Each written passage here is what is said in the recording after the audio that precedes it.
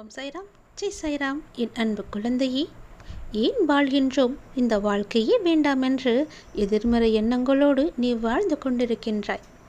நான் கேட்டதை எனக்கு கடவுள் கொடுக்கவில்லை, சரியான முடிவும் எனக்கு எடுக்க தெரியவில்லை, என் வாழ்க்கை இப்படியே போய்விடுமோ, அல்லது வேறு பக்கம் திரும்புமா, இல்லை நல்லபடியாக மாறுமா என்ற கேள்விக்கூறி உன்னுடைய மனதில் இருந்து கொண்டே இருக்கின்றது. உன் வாழ்க்கை பற்றிய பயம் உன் மனதில் அதிகமாகவே இருக்கின்றது.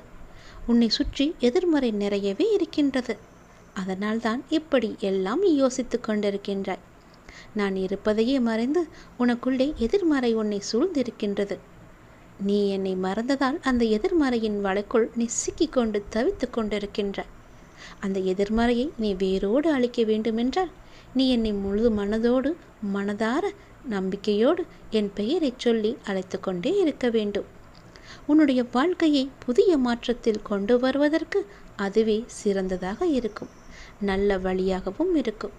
உன் வாழ்க்கையை ஏன் வாழ்கின்றோம் என்ற எண்ணத்தை அரியோடு எடுத்துவிட வேண்டும். எதிர்மறை எண்ணம் இருந்தால்தானே அது எல்லாம் உனக்கு தோன்றும். உன் மனதிற்குள்ளே நேர்மறையை கொண்டு வந்து பார். உன் வாழ்க்கை எப்படி இருக்கிறது என்று எல்லாவற்றையுமே இலகுவாக பார்க்க தொடங்குவாய். எல்லாவற்றையுமே எளிதாக கடந்து வந்து விடுவாய்.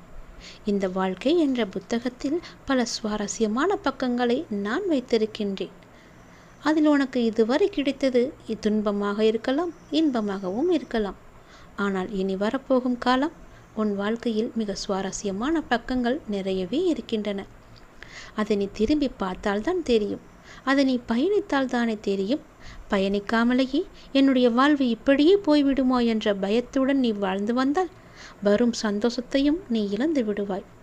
வரும் சந்தோஷத்தை இழந்துவிட்டு அதே துன்பத்திலேயே நீ சிக்கிக்கொள்வாய். வேண்டாம். உன் அப்பா உன்னுடைய நன்மைக்காக சொல்கிறேன்.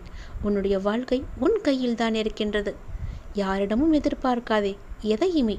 உன்னுடைய வாழ்க்கை நீதான் அதை சரியாக அமைத்து கொள்ள வேண்டும். நீ பிறக்கும் போதே இந்த புத்தகத்தை உன்னிடம் கொடுத்துதான் அனுப்பி வைத்தேன், வாழ்க்கை என்ற புத்தகத்தை.